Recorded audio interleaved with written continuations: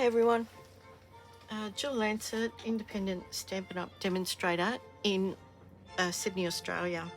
Now, I've got a bit of music happening here. I like to craft while I'm got some music playing. Now I'm going to show you how to make the Rubik's Cube infinity card today, and it's more about the technique of making the actual folds and the cards and the mechanism, or whatever you want to call it, on how to make this. But first of all, I want to just remind you that we still have our last chance product sale happening. It's going until the 30th of June.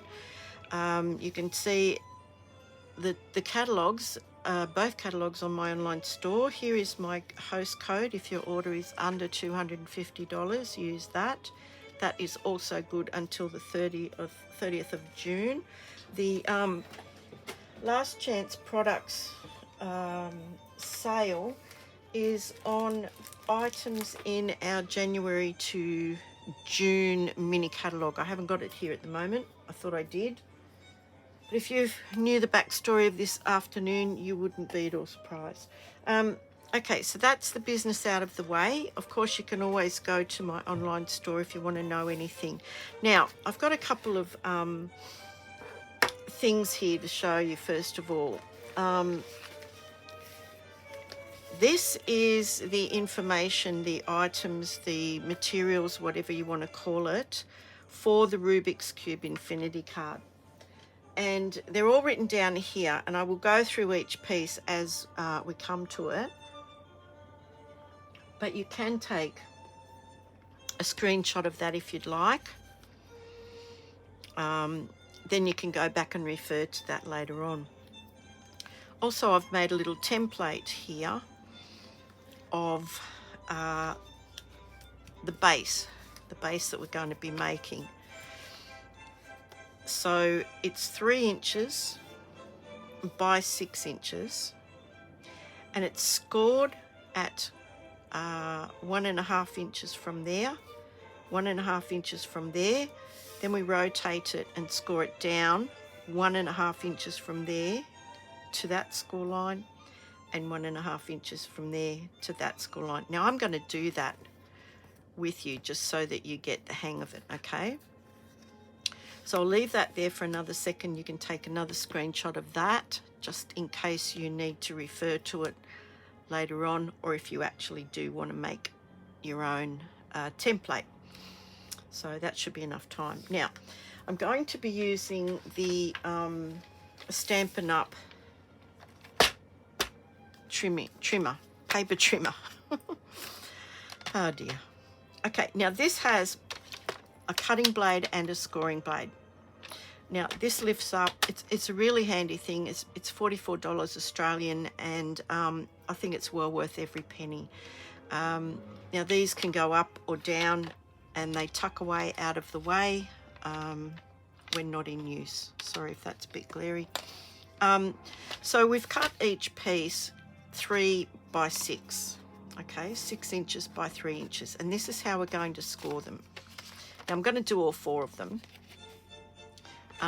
just to show you. So 1.5 inches along the long side at each end. So there's 1.5. Now I did it in inches because it was easy. I quite often flip between inches to centimetres when there isn't an appropriate in-between size.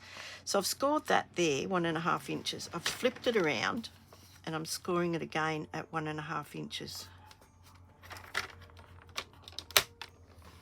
Now this has to be pretty spot on, because these things are going to fold, and I'm going to show you the one I've completed in just a minute.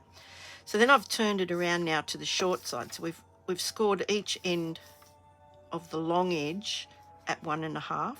So we're turning it around now, and we're going to score it again at 1.5 again, but we're only going to each score line. So I'll show you what I mean. So I'm going up as far as the score line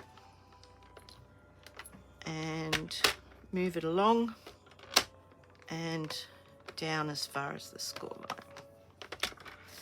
So you can see, it doesn't matter if it's not quite done, because once we're folding it, it will complete itself. So that's one. We've got another 3 to go. So 1.5 inches along the long end, flip it over, 1.5 inches along the other side of the long end. Now we're turning it at right angles, and we're going 1.5 only to the score lines. So up as far as that score line, down as far as that score line.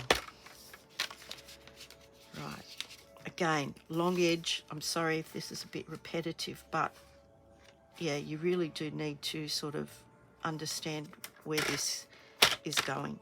So 1.5, flip it around, 1.5, give it a really good score.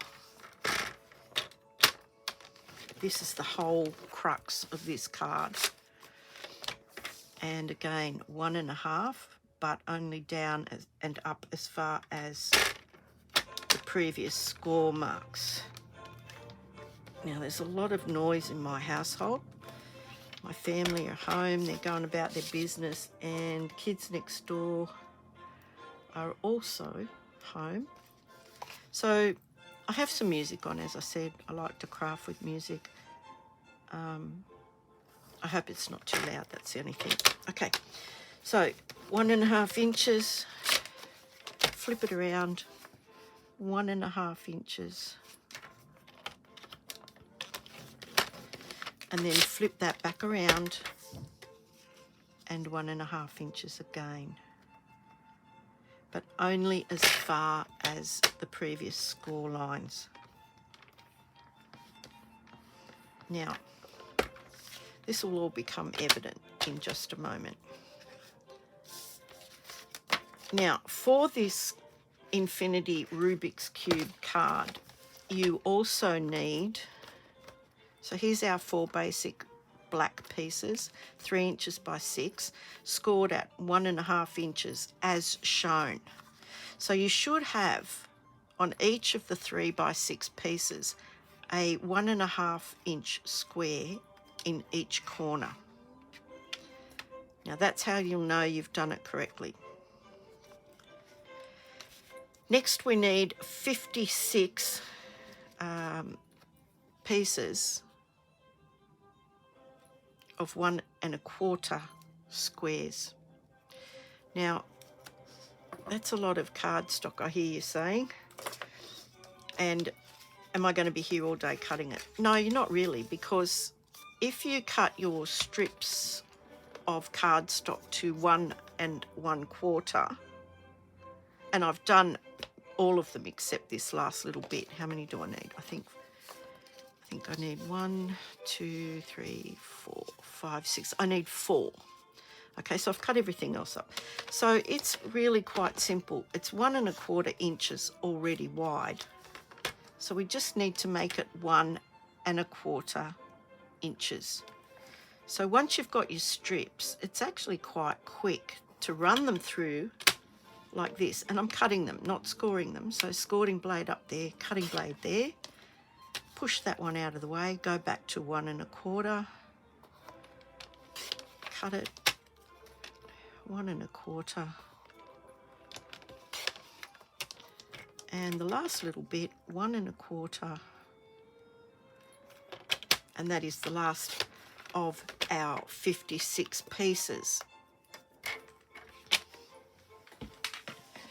So I have 10 of each of these colours. Now I have 5 colours, so it's 10 each of the red, blue, yellow, green and orange, and that's these little squares here. And then I have 8 of the white squares, and I've actually put little messages or whatever on those. Now we may or may not use all of them, and we might have a couple of these over, but I'm going to show you how to put this together. Okay, so we've got our 56 squares, 1 1 1/4 square, 10 of each of red, blue, yellow, green and orange. It's actually 8 of the white. I did 8 for good measure because there are 4 sides to this Rubik's Cube and I wanted 2 on each side. So that will become clear as we go along. Now I'm going to show you how to put the base together. Now the base is the crucial bit. So we've got our 4 pieces that are 3 by 6. They're all scored. They're all ready to go. So first thing I'm going to do is actually score these 2 long ones here, these 2 long scores. So I'm going to really give them a good go. And I'm going to do them back the other way as well. Now you need to make sure that the edges are straight. Okay, now this is actually quite crucial in the construction of this. So we've got that. Now I'll quickly go ahead and do the rest of it. Sorry if I'm out of camera there, sorry. Just getting carried away here.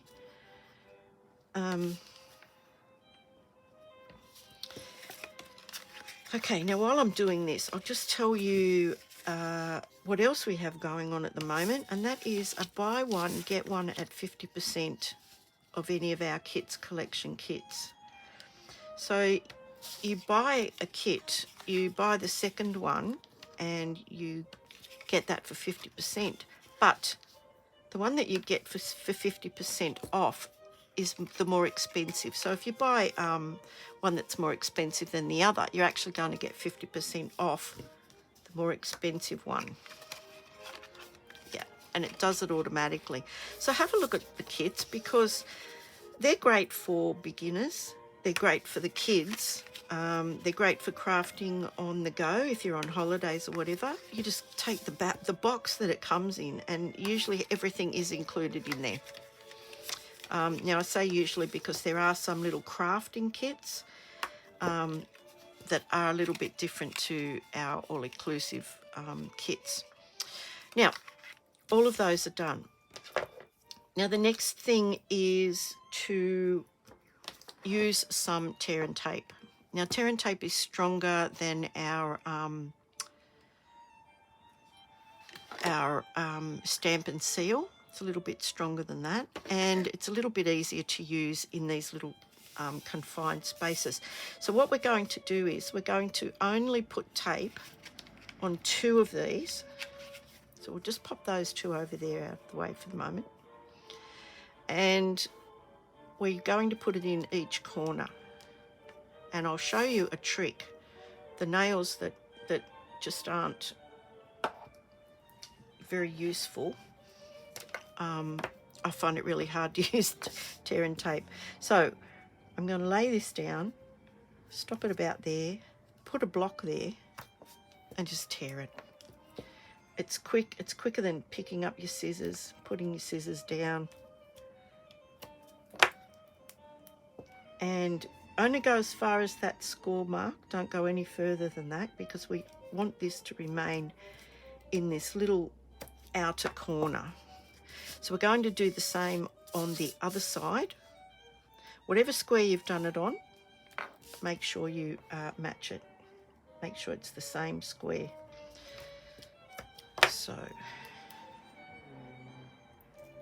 the tear and tape is good. You don't have to wait for it to dry. You know, you can move it around to a certain degree before it actually completely sets. So there's that one. So that I'm calling that the top of the base. Now the other one I'm going to line up and just make sure. Yep. Okay. So I want to do it in the opposite corner. So I'm going to do it on the bottom now. Okay.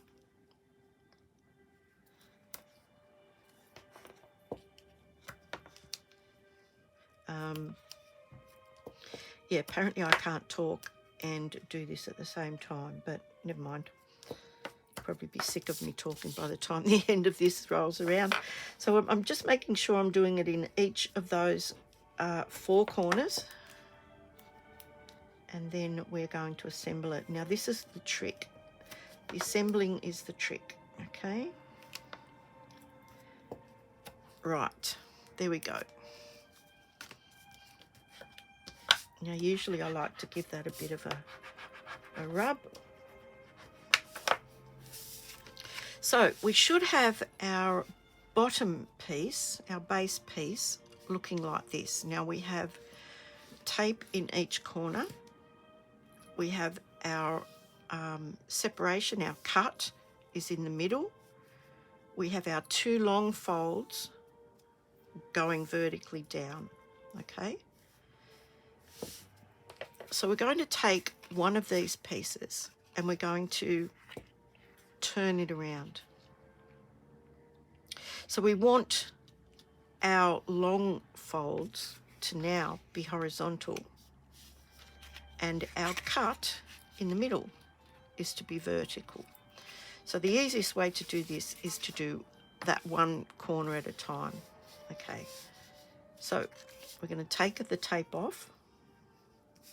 Now again, this is where you need to be quite precise. So you can leave the tape protection on the back of that until you're finished doing this each corner. So this one is horizontal, this one is vertical, and we're going to put these two corners together. This is where it gets a bit tricky. Okay, so you really want to line them up. So you can do it this way, using the bench as your edge, or you can just manipulate it until that corner is equal all over with this corner. And I'm happy with that. Okay, so I'm just going to give that a press down. Okay, now we're going to do this side. So I'm going to take these up and just want you to be aware of not butting that up too closely to the center, but rather getting it right in the corner. Now our score lines matching. Our score lines are matching. I think our edges are matching. Yeah, looks good to me. Okay. Now we need to do the same with this side, which is the other half of the bottom. So the tape is effectively on this one, but up there. Now it's down the bottom. So one at a time, you can do them one at a time. Just be careful. Taking this up. Much easier with this take your pick tool. So again, we want to line these up. So we want those lined up, and we just want to gently lay that down, and then our final corner.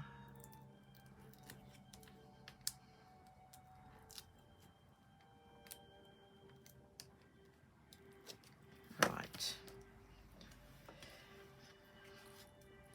And just gently lay that into place. Now we have our infinity card. Now it might be a little bit stiff, so we're going to give that another burnish around these other areas that haven't been burnished. So we'll just give that a nice crease. Go across the middle. And now open that one up and give this edge a nice crease, and that one. Crease this bit in the middle just to make sure it's going to behave itself. And we should be back at square one. Okay. And we are. And now I'm going to show you how we're going to decorate this. So the beginning and the end of the card is where you have the two almost full squares. So I'm going to do it as a gatefold. Okay, so what I want to do is lay down all of my coloured squares, and you'll see that they fit really nicely into that space. So I'm going to quickly glue those on, and I'm going to leave 2 spaces somewhere for the white ones. I'm not going to glue them on yet. Now, this is going to be a little bit long and involved, and I don't have the means to fast forward it, but you do, so you can fast forward that at any point. Of course, you can also rewind it at any point. And I think this is probably the bit that, well, maybe cutting those up is the longest bit, but I don't know. You let me know. Let me know in the comments which bit was the longest bit for you. I mean, not everybody's going to get this card, obviously, because it's quite labour intensive, but as I always say, choose those that are card worthy. Some people will appreciate them more than others, and I mean, it's lovely to get a handmade card, but sometimes some people appreciate them more than others. So if you go down 2 sides, you will be able to keep those in order as you're going along. So I'll just, as I said, fast forward to the appropriate bit while I just finish doing this. I tried to do some of this beforehand, but I couldn't, because you really do need to know that bit on how to get this all folded and everything. So I couldn't really leave that out. Okay, so we've got 2 blue, and sometimes I'd prefer to lay these all out beforehand. Now I want to leave two white squares, so maybe those 2, and red ones, one there and one there. And what have we got? Green, a green one there,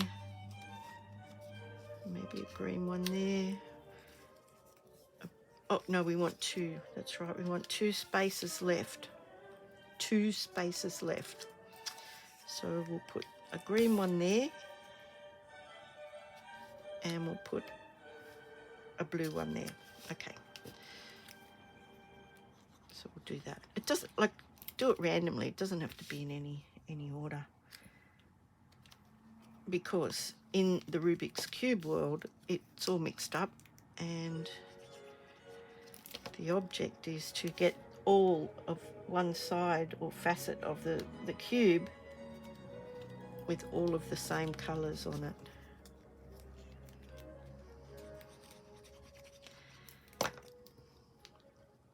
And I'm really just eyeballing this, I'm not measuring it, and it is at the end of the day a handmade card, so it is not going to be perfect.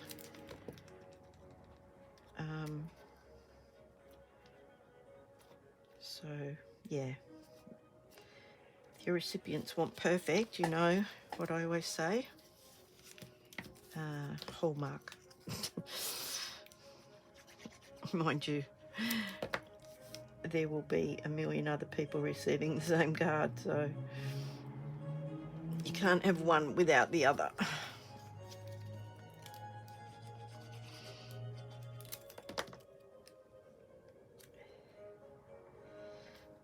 Okay, now I'll do a red one.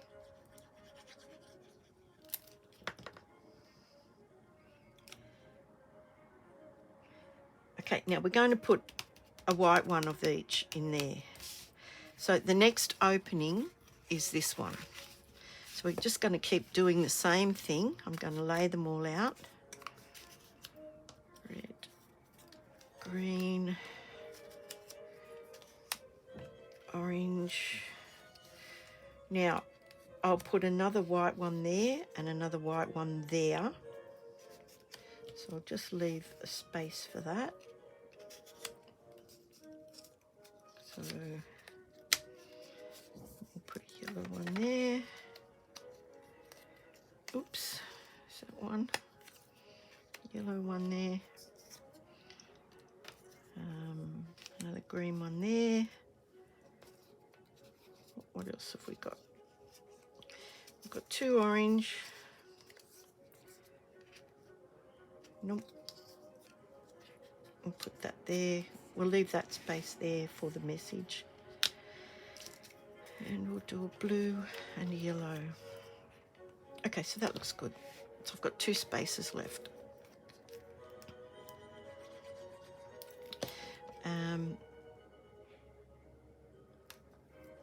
And I'm going back to trivia tonight after quite a few months of not going. My team, there's only two of us, and my teammate has been in Scotland for the last few months, and he's back now, so we're going tonight. First time back for ages. I dare say it's going to be freezing outside, but where we go there is a beautiful open fire, so that's lovely.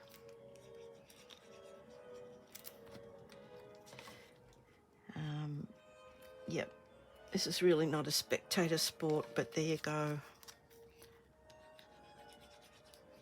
If you can do this ×2, I suggest that you might want to do that.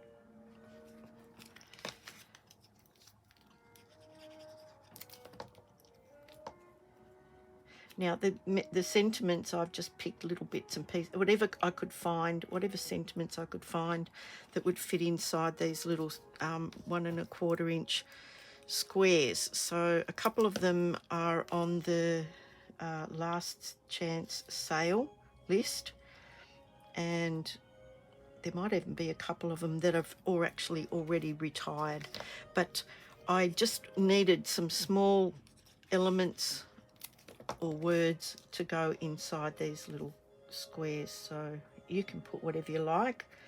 You can, of course, computer print them if that's what you'd like to do.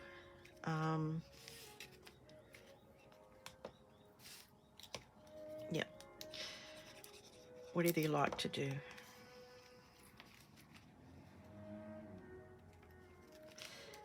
Of course, you can leave them blank and just write them in by hand if you want to do that. We'll put that one there. Now, I'll show you the reasoning behind not putting those white sentiments in yet when we get to the end. Just so long as you remember to leave a space for them.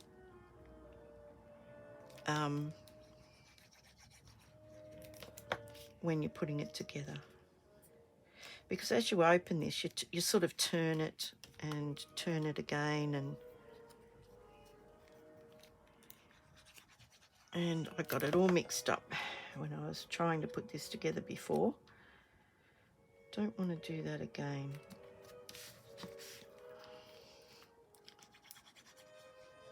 Plus this way you can determine which piece is going to be the actual front of the card. So now we've done like 2 full squares, assuming that there's a white one there and a white one there, then there's a white one there and a white one there. Now when we go to turn it over here, we need to keep that one blank. So we might glue that one. No, we won't do it yet.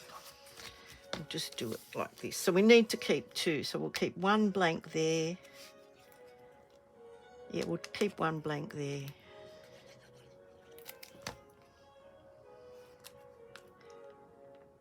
And this is why I didn't do them before.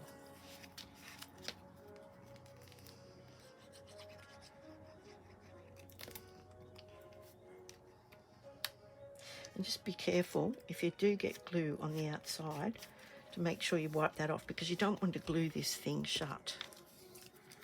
So I'll put a green one there.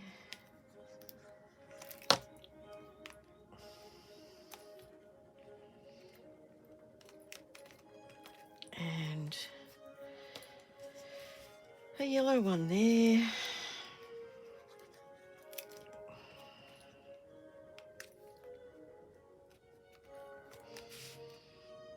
And we're keeping, no, we're not. We might put a blue one there.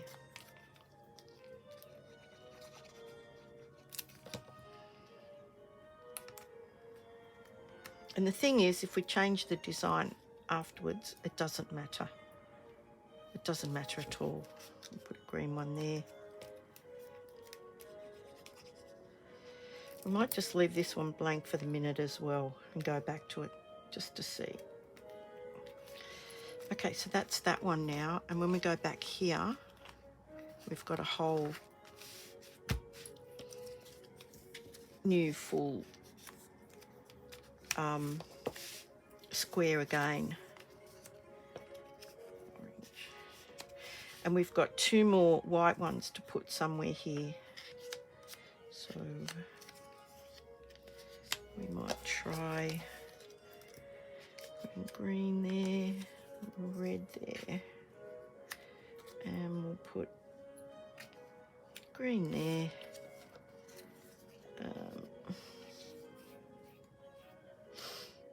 Orange there. What have we got? We need another blue one. Oops. And we'll put a blue one there. And a green one there. Okay. Because you never know how these things are going to turn out. Right.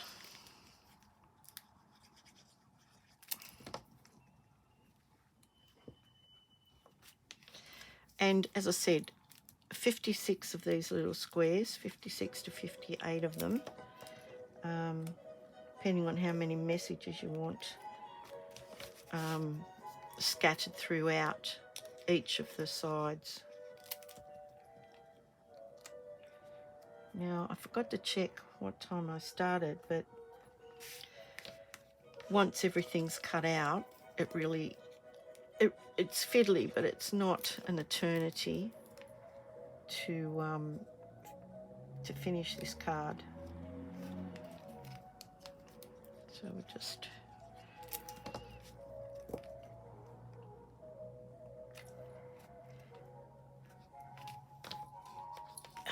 yep, we're gonna just do that one.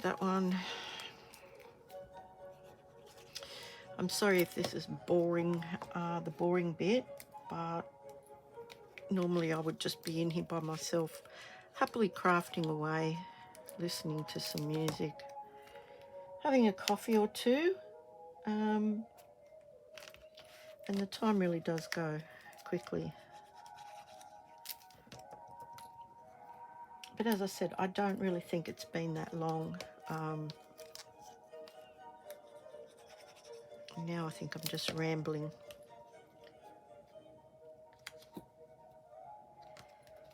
Okay, nearly there. Hang on, I can see the finish line from here.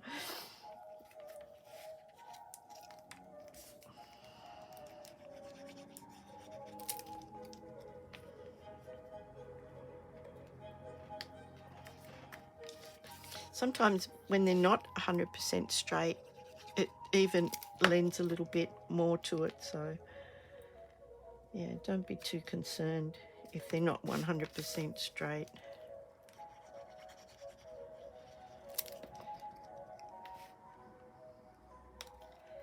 Okay. Now, I hope that is the end of that. So we're back to the beginning now. So I like to start with that gate fold. So now we can put our little messages on. And the reason I leave them to last is so that you can put them on the way that the card opens. So I've got a few little messages here. So I think maybe hello there.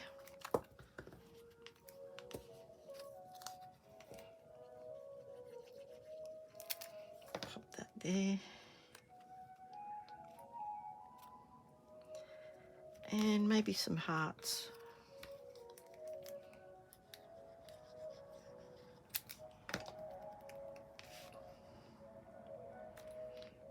And you can see how it sort of is easy to keep those in those lines. So that's the front of our card. Hello there. So we're going to open it out this way. And what are we going to say? What about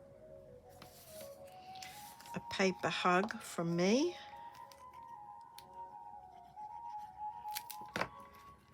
Paper hug from me for you.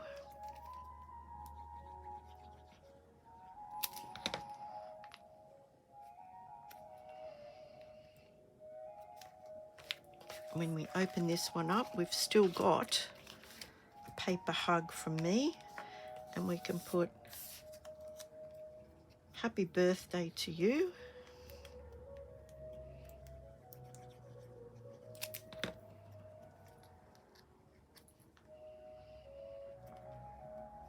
And we might put this one here as well.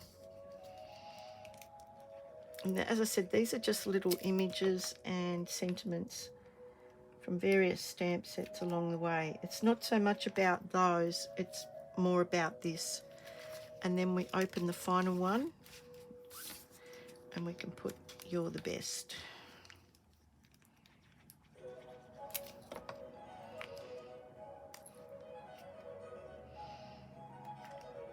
Okay, this is the last one, and then we'll have a proper look at it.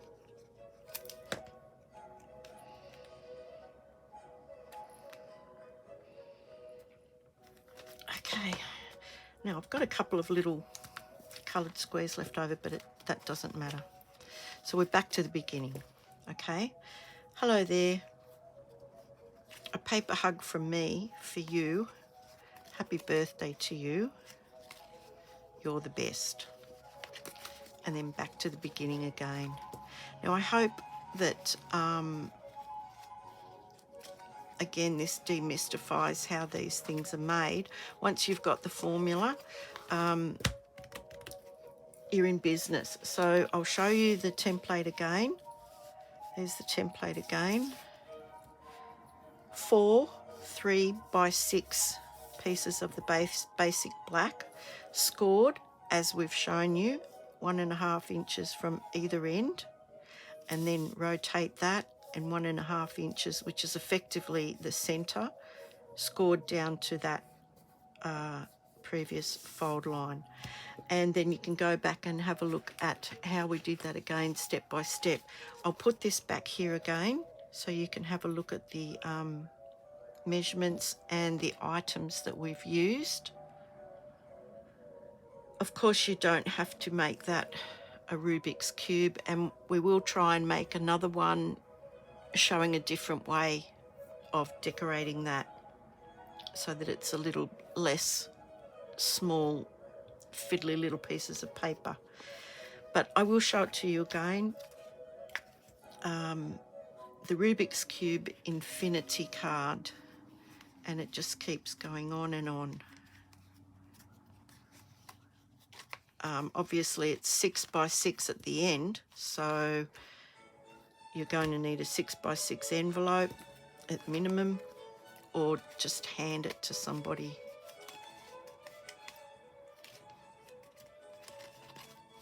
So there's that. Anyway, I hope you enjoyed that. I hope you give that a go.